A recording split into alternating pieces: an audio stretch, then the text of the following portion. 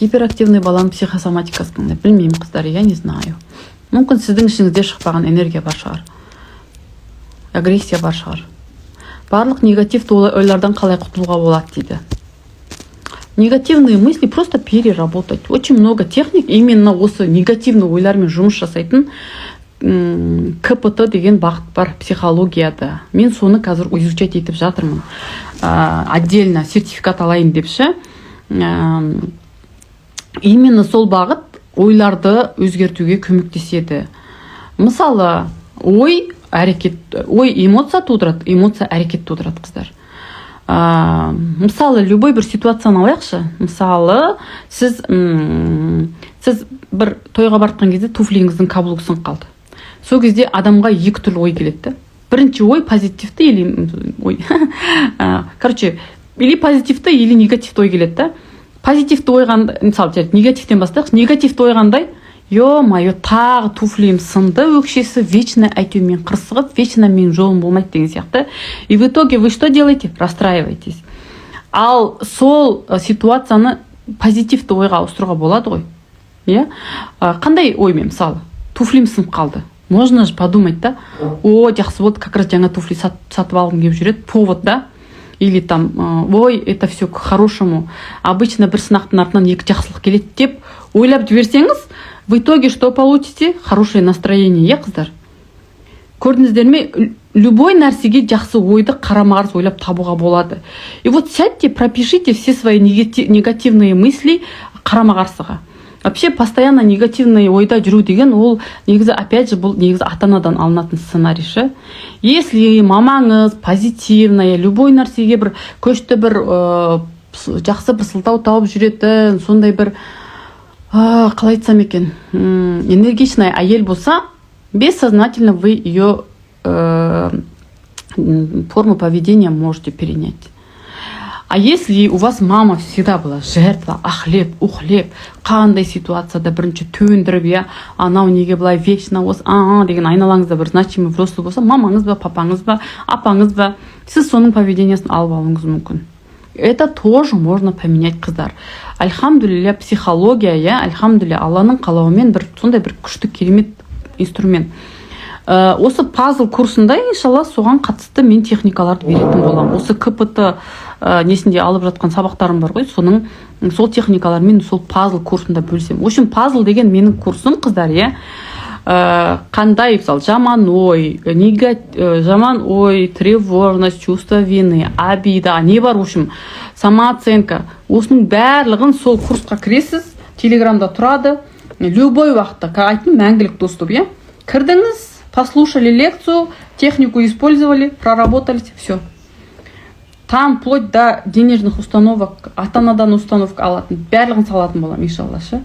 Поэтому құрғап қалмаңыздар, цены только будут расти. Иншалла 100 мыңға дейін мен бағасын көтеремін, одан да жоғары болып кетпесе. Пока ол тек қана бүгінше 20 мың. Сторизде салып жатырмын, қалай тіркелу керек екен. Негізі 50-ға орын ашам деген 50-ден асып кетті. Ну ладно, бүгін кешке дейін доступ ашып. Ертең тіркелу уже 25 мыңнан болады, қыздар.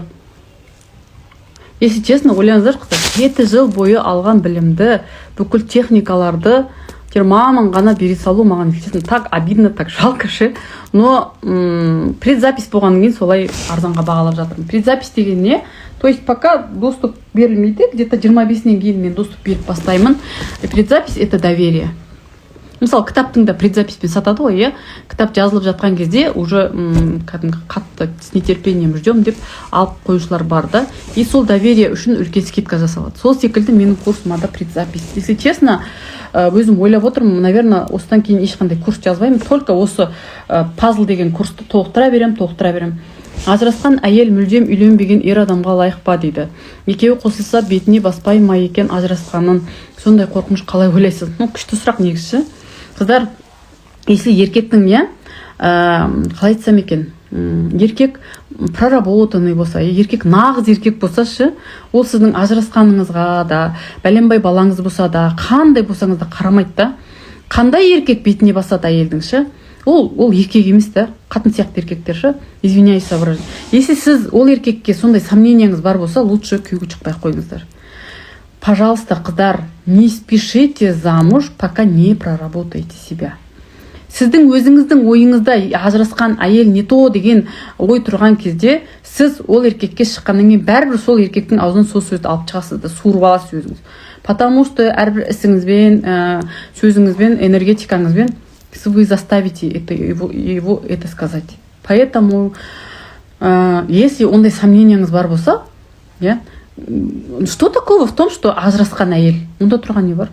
И үйленбеген ер адам болса не болыпты? Ол не болыпты мысалы? Ол неғып үйленбей жүр екен осы уақытқа дейін? Ажырасқан әйел болсаң, значит, опытная әйелсіз. Значит, вы смелая женщина, решились на развод. Неге сіз өзіңізді соншама төмен санайсыз? Еркек не үйленбесе керемет деген сөз бе екен? Мүмкін оның да өзінің минустары бар шығар, Понимаете, не надо себя обесценивать, қыздар, өтініш сіздердің әйелдер өздеріңізді төмен түсіре беруді қойыңыздар. Сіздер өздеріңіз даладан таптыңыздар ма? Баланы да туатын әйел, оны бағатын да әйел, ажырасса баламен қалатын да әйел.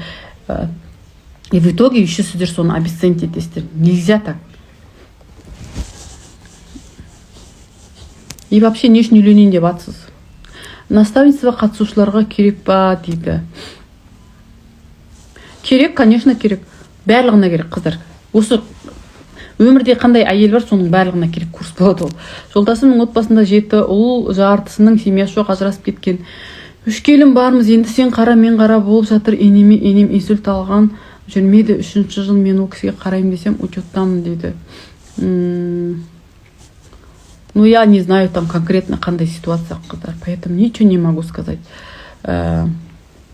Если жағдайыңыз болмай тұрса, может быть, сіздер графикпен қарайсыздар. Негізі, оның да сауабы бар ғой, негізі.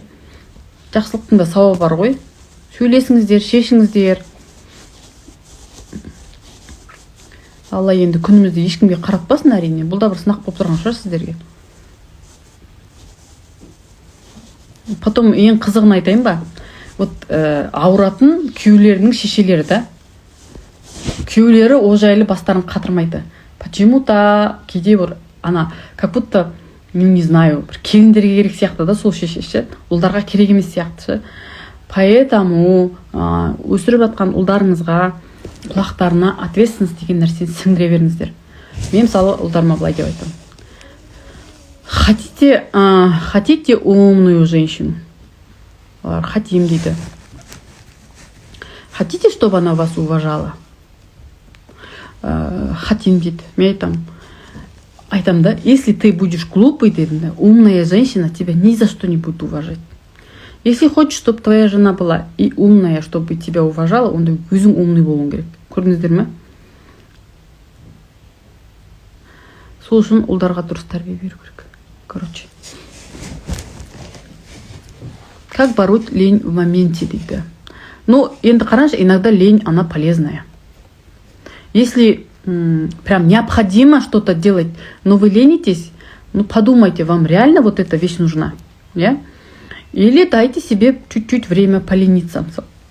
Будильник қойыңыз да. Мысалы, менде болады, шаршап кетем. 15 минутқа будильник қоям да, жатып ұйықтап аламын.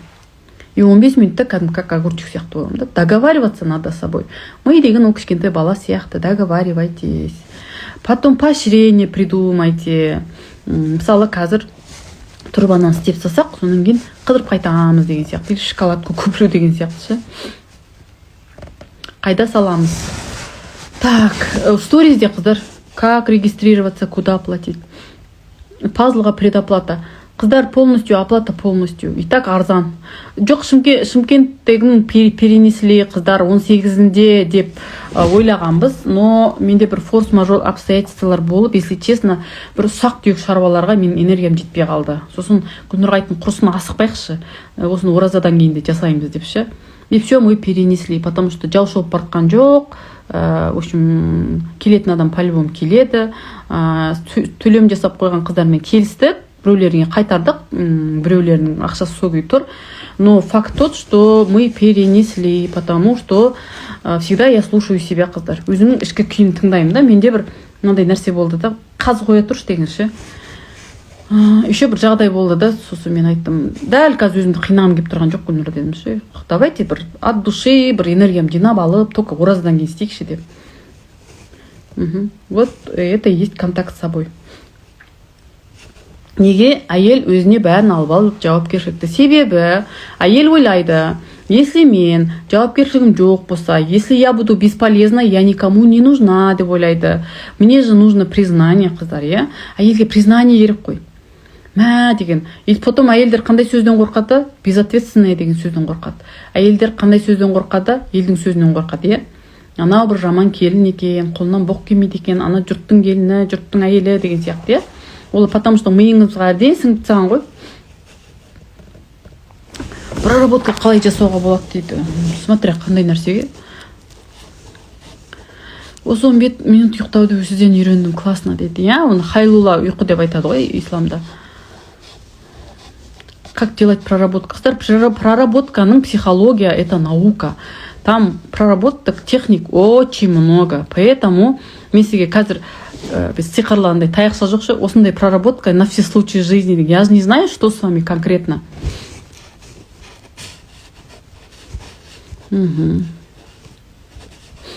Енем бөлек шыққалы ұлыңды не берсін деп қоймайды, қонаққа барғанда алып қалды, соны қайтармай жатыр.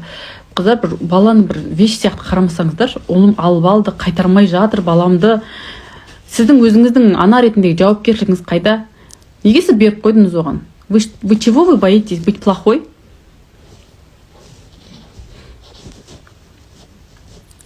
Быть плохой, да? Көкбет болудан қорқасыз. Өзің балаға бір зат сияқты қарамаңыздар. Беріп қойдым, тартып алды деген не ол? Это же безответственность. Кішкене айтайын ба, қыздар? Вообще адам бақытты болу үшін менің байқағанымша үш нәрсе керек.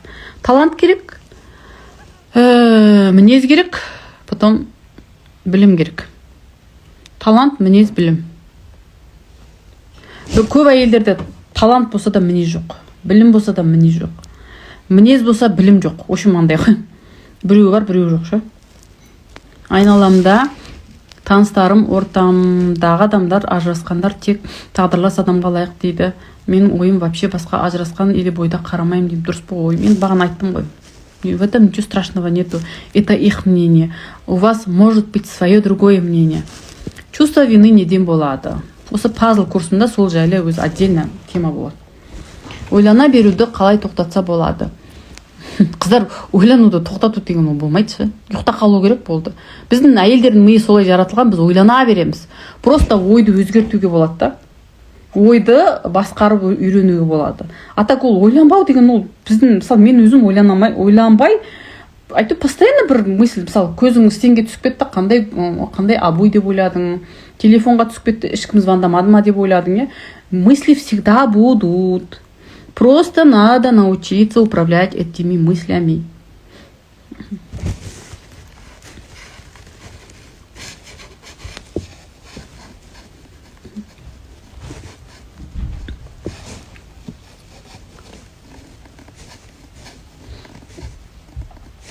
Вообще чувство вины это нам внушает с детства в основном.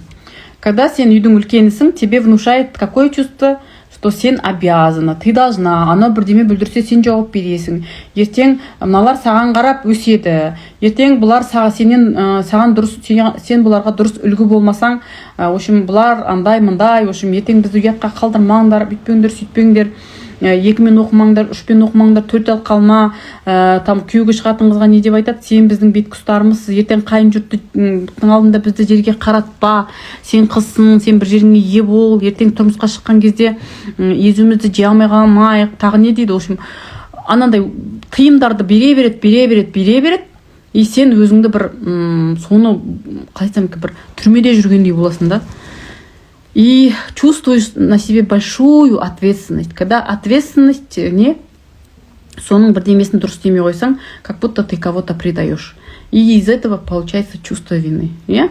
Как будто ана жақта біреу қырылып жатса, ана жақта топан су басып жатса да, как будто сен кінәлі сияқты болып тұрасың. Почему? Потому что інің бүлдіріп қойса, сені кінәлайды, үй жиналмай қойса, сені кінәлайды, тағы бірдеңе болса, сені кінәлайды.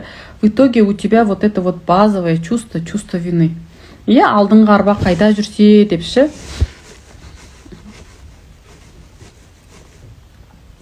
Санира ханым, помните, мен алдында сізден терапия алғам, сөйтіп бүгін барып iPhone 15 алдым. Ух ты, машалла. Жанат. Вот, қыздар, айтсаңыздар, осындай терапия алған қыздар, результаттарыңызды. Можно ғой? Қыздар, мен терапияда не істеймін? Терапия тұрған, сіздің ішіңізді жеп жатқан, энергияңызды жеп жатқан, иә? Сізді қазіргі ситуацияға апарып жүрген, постоянно бір ситуация қайталана беретін, сол нәрсеге апарып жүрген сезімді алып тастаймын сіздің ішіңізден. То есть мен не істеймін? Кәдімгідей капитальный ремонт жасаймын да ішіңізде. Мысалы, сіз өзіңіздің үйіңізге жаңа мебель кіргізетін кезде не істейсіз? Ескісін шығарасыз, уборка жасайсыз, иә? Вот примерно сондай нәрсе жасаймын. Ата-анадан дұрыс установка саламыз. Только после этого сізге барып өсіп келдім ғой, жаным, молодец. Бүкіл ішімдегін шығарып бердіңіз. Міне, бүкіл мусорды шығарамыз. Бүкіл, қалай айтсам, расслабление жасаймыз. Потом сонан кейін барып сіздің өміріңізде жаңашылдықтар пайда бола бастайды. Терапия, бірінші терапия 90 минут болады. Терапияны, ол енді, қыздар, насколько человек пришел. Кейбір әйелдер болады, прям көбігі қайнап, дайын келеді да. Олармен сондай легко өтеді терапия. Сенің айтып отырғаныңды, жасатып отырғаныңды барлығын тез қабылдайды, сұрақтарыңа бәрін жауап береді, и бір терапиядан ол кетеді да ұшықша. Ал кейбір әйелдер болады, оларға 2-3 терапия болады, 5 терапия. Но мен мысалы наставничество алып жүрген қыздар бар ғой. Если честно, болған 3-4, максимум 3 терапиядан кейін Санира ханым күшті болып қалды. Конкретно результаттар болып жатыр деп айтады да, альхамдулилля. Потому что түбін қазанда мен осы пазл курсында мен осы нәрселерді бергім келеді де, түбімен қалай жұмыс жасаса болады. Так, эфир қашан басталды? Уже 1 сағаттай болып қалды.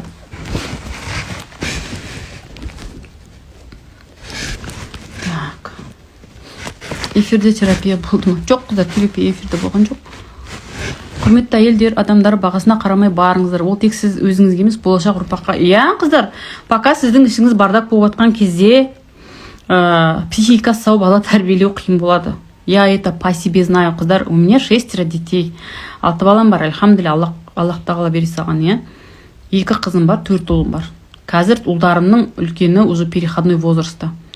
И өте ауыр маған, мысалы, бәрі күшті, керемет менің өмірімді. Ойбай, идеальный деп ойламаңыздар. Но осы менің білімім, алып жатқан білім маған өте күшті көмектеседі. Қазір не айтайын деймін, жаңа бір күшті бір демай. Негізі қыздар білесіздер ме, мысалы, мен балаларыма бір лайфхак айтайын сіздерге. Балаларыма жақсы көрем деп айтқанды мен былай деп айтатын болдым қазір. Білесің бе, Алла тағала сен сондай қатты жақсы көреді екен деймін да. Соны менің жүрегіме сап қойды да. Мен соны шыдай алмай саған жеткізіп тұрмын деймін да. То есть Алла сені жақсы көретін мен арқылы жеткізіп жатыр деймін да. Вообще, знаете, что, қыздар, чувство от Аллаха. Яғни сіз біреуді жақсы көріп айтқыңыз келіп тұрса, вы должны понять, что Аллах хочет обрадовать этого человека.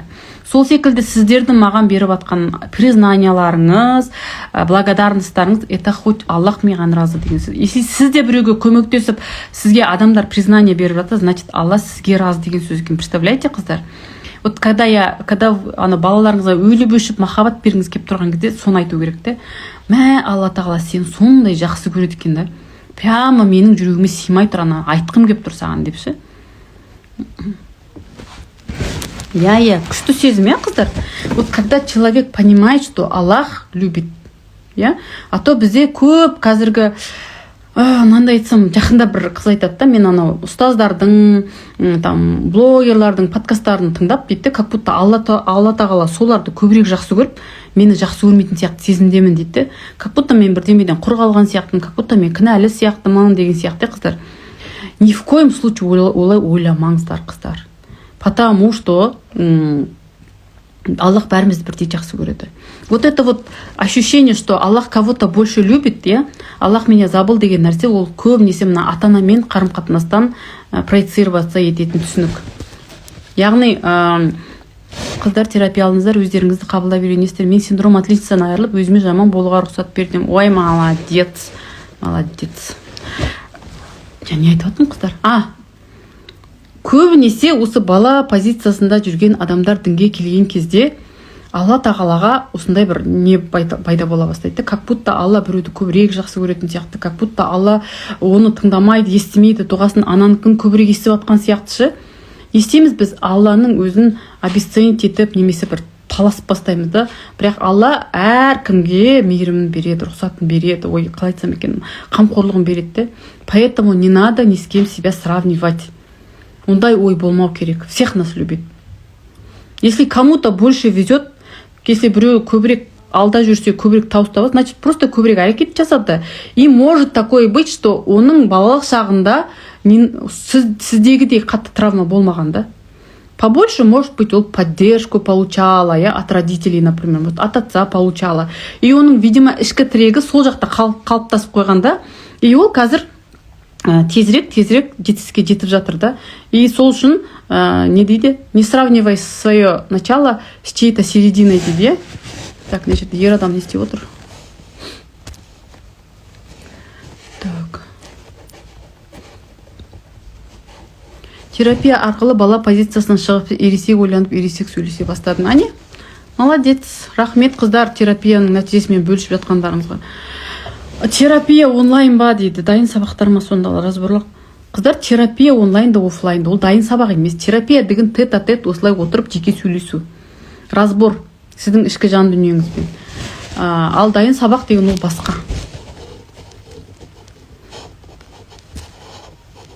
Қыздар, сұрақтар болды ма? Бар ма? Жоқ па? Если жоқ болса, ладно, мен бар ұйықтайын. Ертең сабақ менде. Жалпы терапияға запись қыздар менде келесі аптаның аяғына қарай уже. Онлайн 50 мың теңге, офлайн 60 мың теңге. 90 минут, 1,5 сағат. Бірінші терапия. Потом уже ары қарай 1 сағаттан можно. Сосын жаңа пазл деген курсқа тіркелу болып жатыр. Бүгін скидкамен тіркеліп алдыздар қыздар. Он мощный курс қыздар енді бар ғой. Осыдан бәленбай жыл бұрын біз 15 күндік онлайн тренинг өткізген болатынбыз подружкам екеуміз. Ең бірінші қазақ аудиториясында басталған қазақ тілді, екі тілдегі тренинг болған. Психология в исламе. И соны біз қыздар тоқтатпай 115-ші потокқа дейін өткіздік қой. 115 ойлаңыздар. Айына 2 рет болатын ғой. Неше жыл болды. Потом бір жағдайлар болып, подругам Турцияға көшетін болып, сонымен тоқтап қалдық ше. Енді я хочу возобновить этот онлайн-тренинг, но уже с другими знаниями, более глубокими, более другими проработками. Сұрағым болып тұр, екі інім әкемнен кіші інінен жертва болып, ақша сұрап, жыламсырап алады, но бастағансын соңына жеткізбейді, тағы жылайды, не істесе болады дейді. Оның жасы нешеде, мен білмеймін ғой. Смотря ол қандай іні, не істейтін іні. Сіз түк істей алмайсыз, ол әкеңіз бен ініңіздің қарым-қатынасы. Терапия арқылы табысты арттыруға, іштегі қызғаныш, қорқыныштан арылуға боламы? Конечно, болады, қыздар. Мен тағы алғым келеді. Давайте. Тем более повторная терапия, қыздар, ол скидкамен болады. Пазл курсында қандай тақырыптар қамтылған? Әйелдің өміріне қажетті бүкіл тақырыптар қамтылады. Ата-анамен қарым-қатынас. Мысалы, ата-анамен қарым-қатынас біздің өзімізге деген қарым-қатынасымыз, қыздар, ата-анамен қарым-қатынастан қалыптасады. Мысалы, сіз қыз болып тудыңыз, өмірге келдіңіз. И сіз әдемі емес, пушоқ, білмеймін, ұзын, бұйра, қызыл, сары, суық, жылы деген нәрсені сіз білмейсіз ғой, оны сізге үйрететін кім? Ересек әлем, сіздің айналаңыздағы значимый взрослыйлар. Сіз мысалы көзіңізге қарап, менің көзім әдемі емес деп ойламайсыз, қыздар, жақында бір күшті бір эксперимент көрдім да, сонда жаңағы ересектерден сұрайды да, что бы ты в себе изменила деп сұраған кезде, олар біреу айтады, бұл у меня лоб высокий дейді, біреу айтады, мен шашымның бұйра болғанын қаламаймын, біреу айтады, менің құлағым үлкен дейді, біреу айтады, мұрным үлкен дейді. В общем, бәрі анау ересектер түрлерін ұнатпай тұр да. Сосын балалардан сұраған кезде, что бы ты в себе изменила дегенде, я хочу крылья, как у бабочки дейді, я хочу уши, как у эльфа, острые дейді, я хочу не знаю, хвост, как у лисы деген сияқты сөйтіп айтады да. Көрдіңіздер ме, қыздар? Мына ересектер мен балалардың сұлулық жайлы, сырт келбет жайлы представлениясы мүлдем басқа да. түсінікті ме? И соны бұзатын кімдер? Әрине ересектер. Мысалы, ақша жайлы установканы біз кімдерден аламыз? Әке-шешемізден аламыз, үлкендерден аламыз. Егер де сіз ең бірінші опытыңыз ақшаға қатысты негативный болған болса, скорее всего, сіздің кейін өмір бойы сол ақшаға қатысты опытыңыз негативный болады. Яғни, сіздің бейсанаңызда ақша деген ол қиын болып қалыптасқан болса, ақша деген бір угроза, ақша деген бір наказание болып қалыптасқан болса, сіздің миыңыз уже по жизни сол ақшадан қашып жүреді. И оны қалыптастыратын опять ата-ана. Жалпы ата-ананың екі түрі болады. Бірінші түрі ол балаларыма айқайлай берем, не істеуге болады. Венера ханым, неге сіз постоянно осындай сұрақ жауасыз да? Дайрекеде жазасыз. Мен сізге постоянно айтам, терапия алыңыз. Вы же знаете, что бұл проблеманың барлығын терапия арқылы шешуге болатын. Я не могу сейчас вам бір нәрсе айтып, чудамен сіздің проблемаңыз шешіп беруге. Вся проблема в вас. Сіздің ішіңізде шықпай қалған агрессия бар, шықпай қалған эмоциялар бар.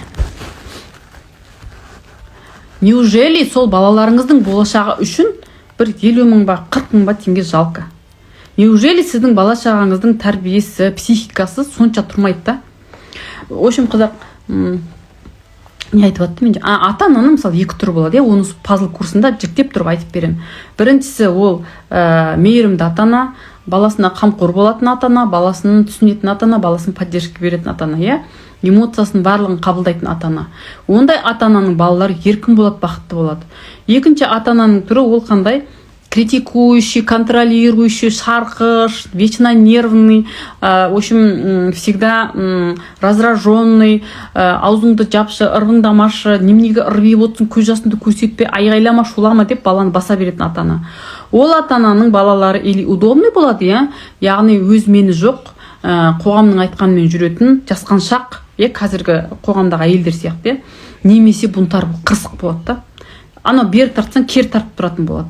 Енді сіздер қандай ата-анадан тәрбие алдыңыздар? Стопудо почти 90% біздің ата-анамыздың бізге эмоциясы жетпеді. Бізге беретін энергиясы болмады. Себебі ол кезде выживание болды. Олардың бізге бере алғаны не болды? Тамағымызды тойдыру и киімімізді бүтіндеу болды. Дәл қазіргідей рахат өмір жоқ қой. Мысалы біз қазір кірді стиралкаға сап қойып, газымызды қосып қойып отырмыз да, Дана газды күн ысығанда даже өшіруге ұмытып кетеміз ғой. Сөйтіп отырмыз рахатта. Біздің энергиямыз көп, если честно. Біздің балаға қазір телефонды барлығын қойып, көбірек махаббат, мейірім, по душам сөйлесу керек те. Но біз не істейміз? Мы же любим страдать, мы же любим быть жертвами. Бізге ұнайды ғой сондай. Айбай депші. Потому что мы дети того поколения. То есть мамамыздың жертва болуға причинасы болды, а у нас нету причины, но мы переняли ее сценарий. Біздің миымызда басқа әйелдің нормасы жоқ. Бақытты, күліп, битіп жүретін әйелдің нормасы жоқ та, и поэтому нам трудно меняться. Мамамыз бізге қалай ұрысты, тура солай балаларымызға ұрсамыз. Мамаларымыз бізге қалай сөйледі, тура солай балаларымызға сөйлейміз. Короче, у нас нету в голове другой нормы. Начал раздражать партнер, но люблю его, стоит остановить отношения. Разберитесь, почему он вас раздражает. Почему надо обязательно рвать отношения надо. Это уже крайности, қыздар. Поэтому мүмкіндік көп қазіргі заманда. Альхамдулилля, Алла тағала мүмкіндікті үйіп-төк беріп жатыр. Как шведский стол біздің мүмкіндіктер. Просто бери и пользуйся. Но отырмыз ғой былай. Қашан менің алдыма біреу тарелкамен әкеп сап береді деп.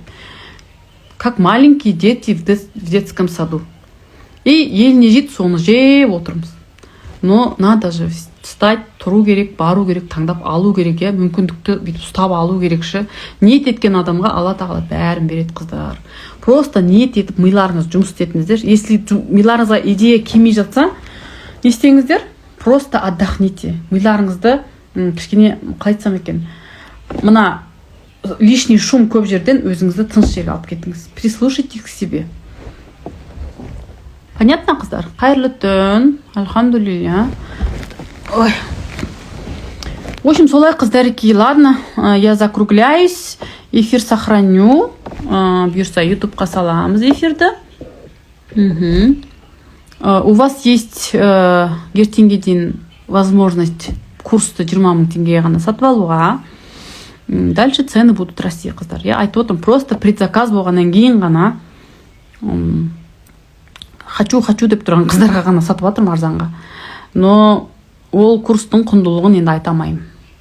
Просто готовый карманный тренажер, просто готовый карманный психолог. Нервы істетіп бастадың ба? Кіресің, любой лекцияны басасың, тыңдайсың, проработку сделала и успокоилась. Альхамдулилля. Такую возможность нельзя упускать. Сол, қыздарики. Ладно, жандарым, давайте. Спокойной ночи. Иншалла, алдағы күндері тағы да шығып тұратын боламын.